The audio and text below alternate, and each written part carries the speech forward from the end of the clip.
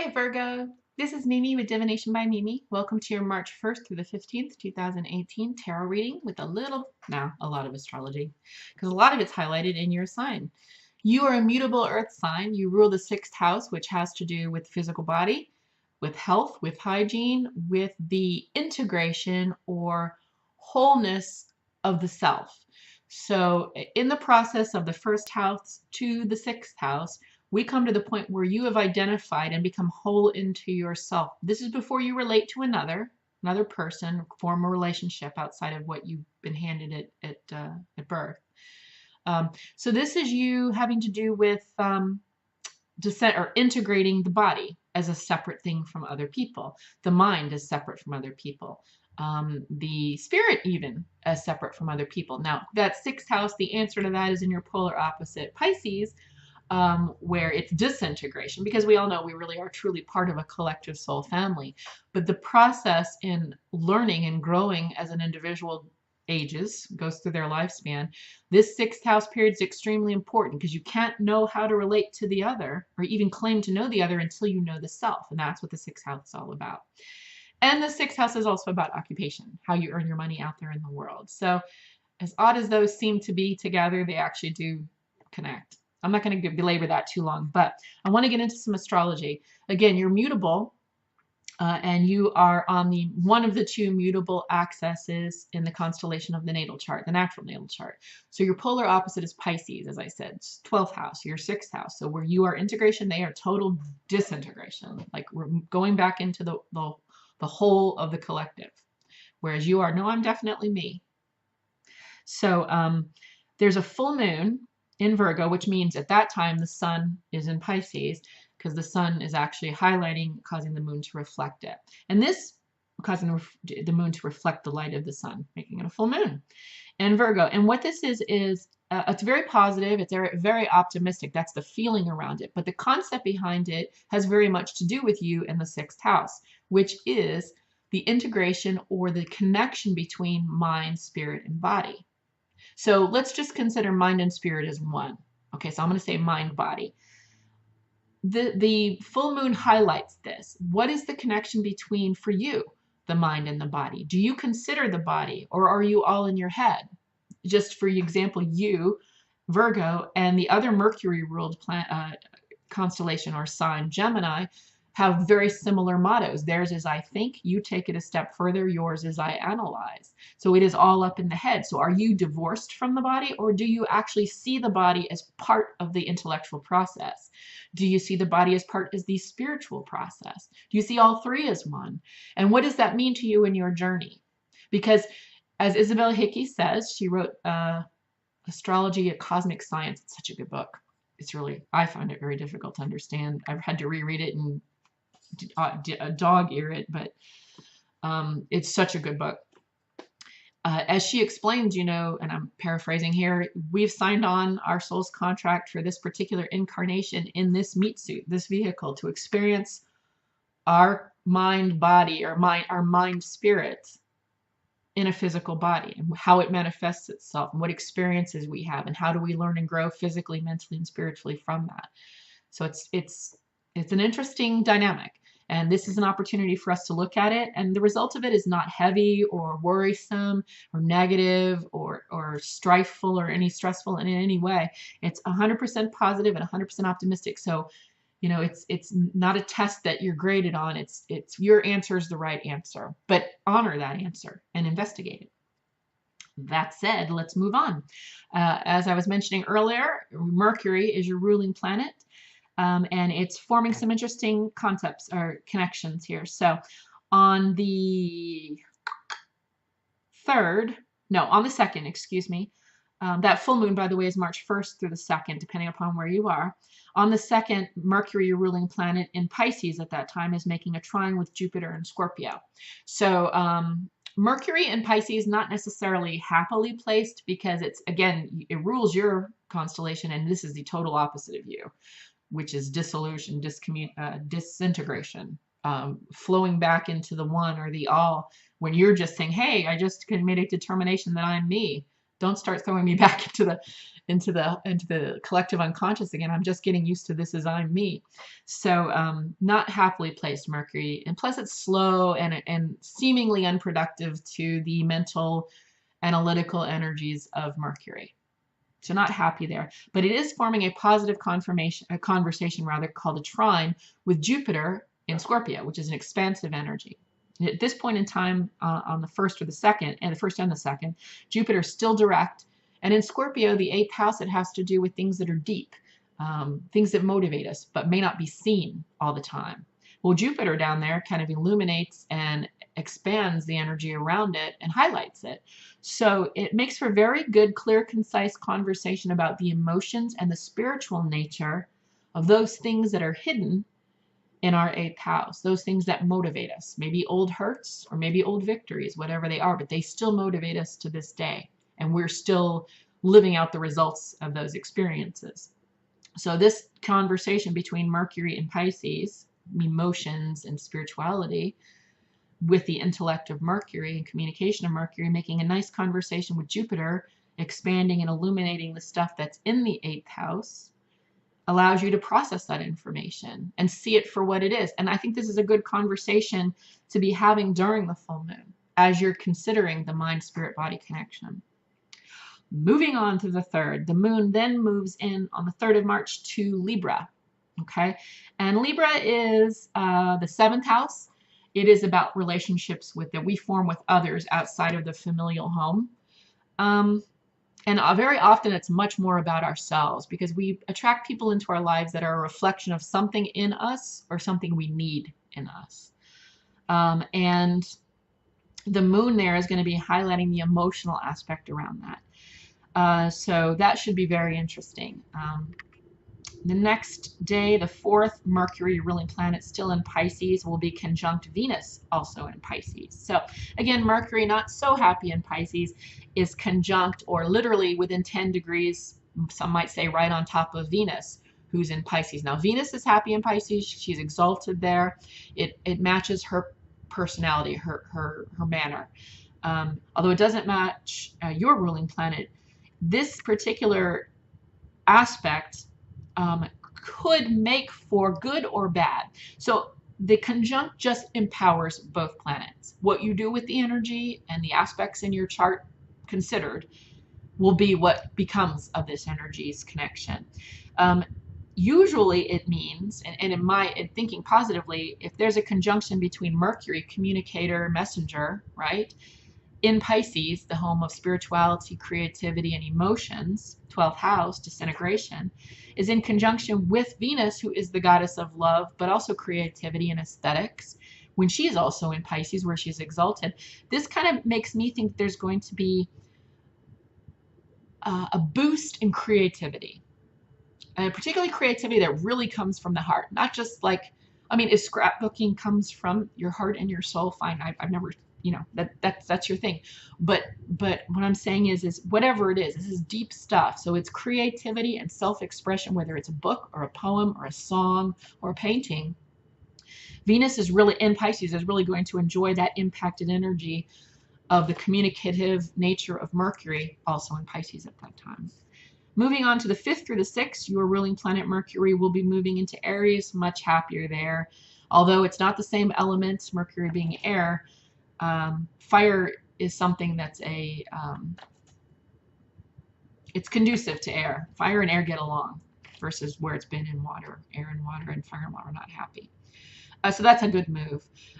Mercury then in Aries will be trining the moon in Sagittarius on the 7th. A very positive conversation between the communicator in Aries, motivated by that first house of I am, initiative, cardinal energy, then making that connection with the moon, lunar, unconscious, emotional, creative, intuitive energy, now in the expansive constellation of the 9th house, or Sagittarius. So that's a very nice conversation.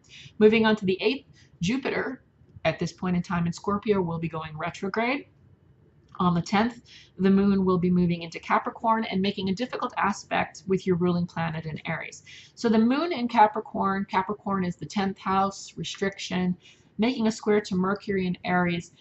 it's going to make your ruling planet, your instinct to communicate, your instinct to analyze, very frustrated by the restrictive energy of Saturn. And this will have to do with lunar energies, which is emotions. So you're going to feel bogged down by feelings, and they're going to restrict you. Feelings that are kind of something you can't really quantify or measure or rationalize, but still they restrict you. They have power over you somehow. This is going to cause you some frustration on the 10th. But then, fear not, by the 13th, the moon will have moved into Aquarius, taking that intuitive, unconscious, emotional energy, lunar energy, into a very logical sign, logical zodiac sign, 11th house, which you can completely get down with, which is Aquarius. And it's going to make a lovely sextile with your ruling planet in Aries, making communication fast and concise and clear and energetic, but progressive and collectively considered, as it has to do with emotions and the subconscious. So it sounds very abstract, I know, but think about what I just said and then apply it to microcosm situations in your life. And for that matter, we might see it on the world stage in the macrocosm. So who knows? Again, yours is very long. I'm sorry. So let's get into your reading, Virgo. That's all I got for the astrology. Going to be doing a 4-card pull. This is based on some situation in your life. So the first card is that situation, something you're focusing on. And then second card is something positive about that. Third card is something negative about that. And then the final card is any overall advice that Spirit chooses to provide. I'm using the Morgan Greer, which is based on Rider-Waite-Smith system. And I've got the archetype oracle here if we need some clarification. This is for Virgo, mutable earth, ruler of the 6th house, ruled by planet Mercury. Mercury making its way from wet, soggy Pisces into hot, fiery Aries during the month.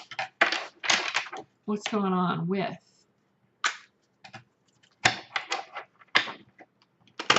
Virgo?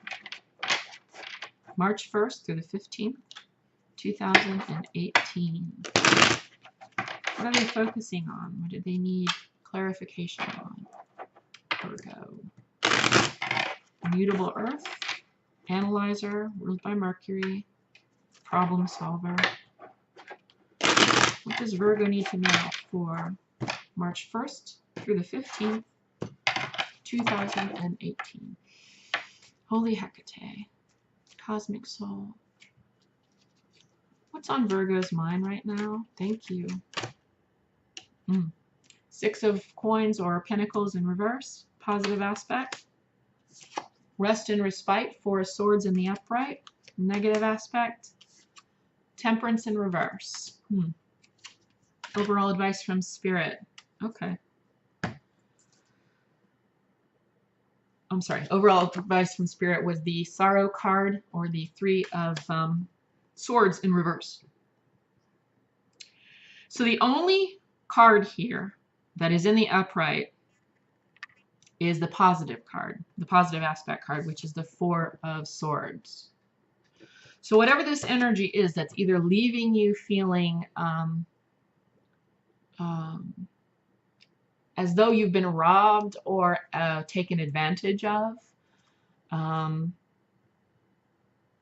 the fact is that you've separated yourself from this. So the 6 of coins has a lot to do with philanthropy and having the opportunity where either money earned or money given is flowing to you. But that's just money.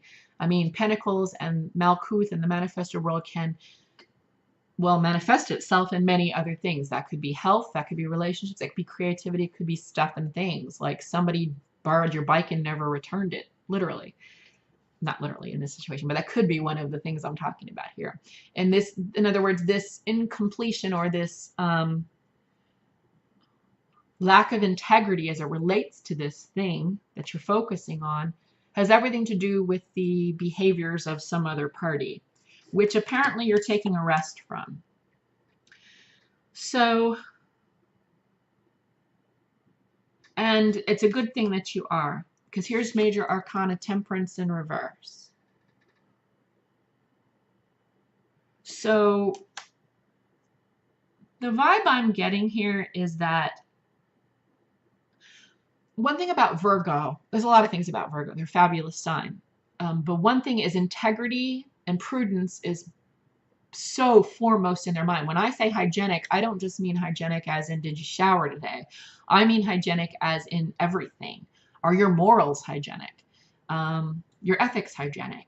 Do you conduct yourself in a spiritually or morally hygienic way? That's Virgo. And I've had other people disagree with me, but I think they're very altruistic people. So it looks as though you've been in a situation either in the workplace or in a relationship. It feels like a workplace or something where you're exerting effort, intellectual effort here, because we've got two sword cards, okay? Here and here.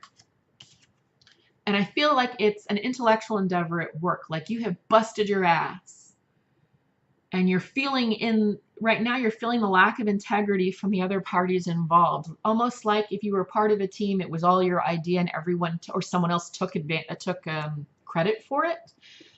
Or you have busted your ass for this same company, or you busted your ass for this client with not even recognition, because I don't think you're so shallow where you have to be recognized in a certain way.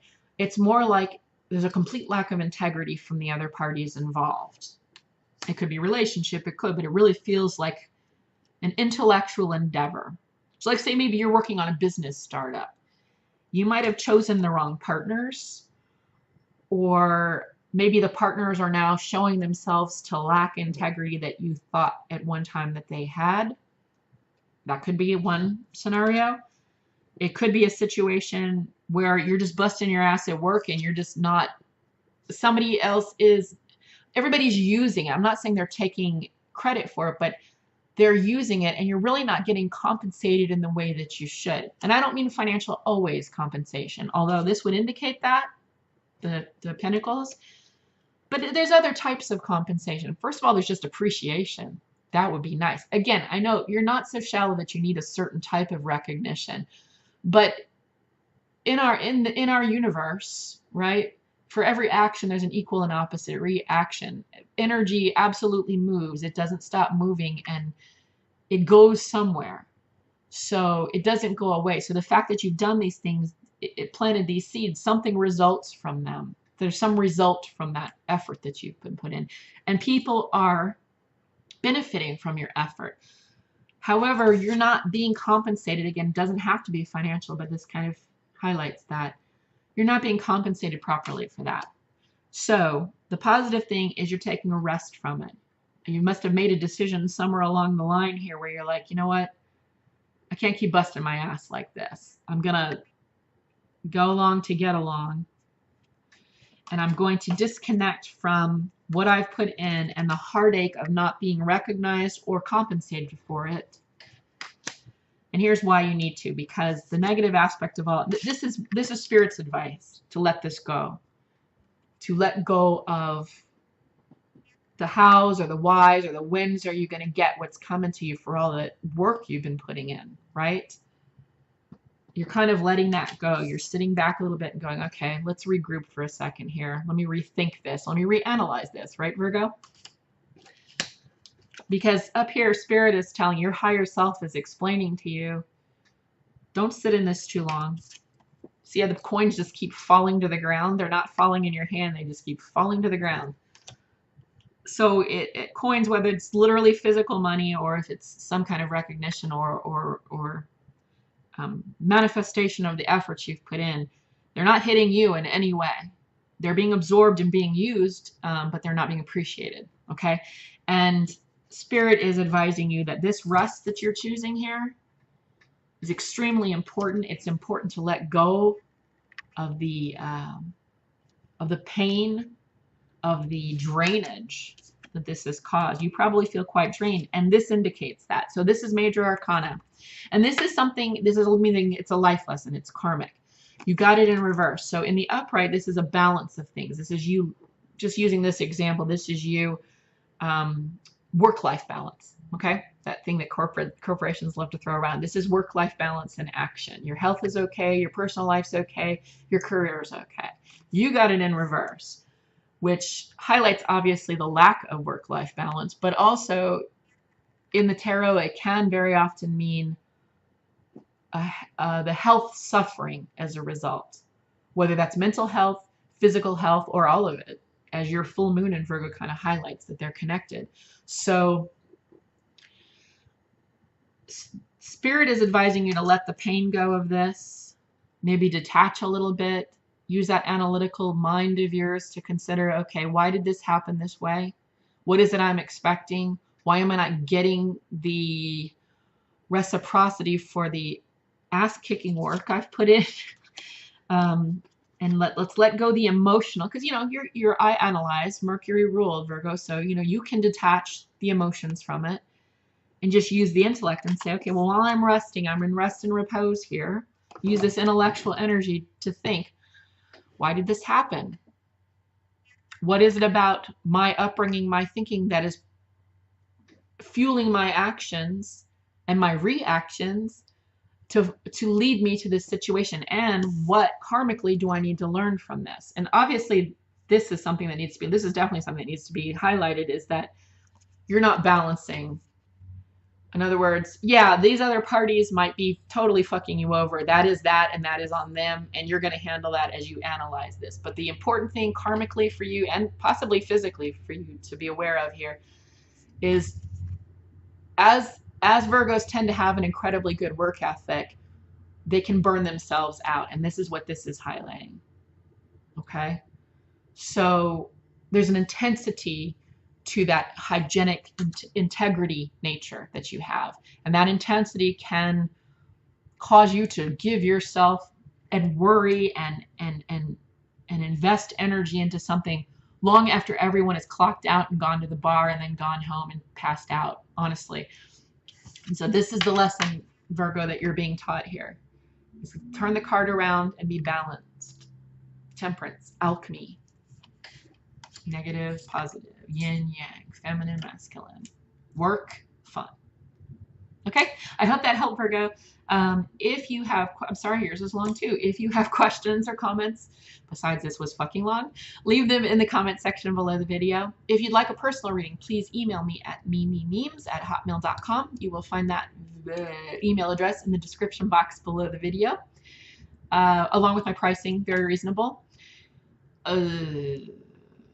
If you haven't subscribed, I'd love it if you did, because you can not only watch your own sign, but you can have a nosy at your family, friends, exes, current lovers, that kind of thing.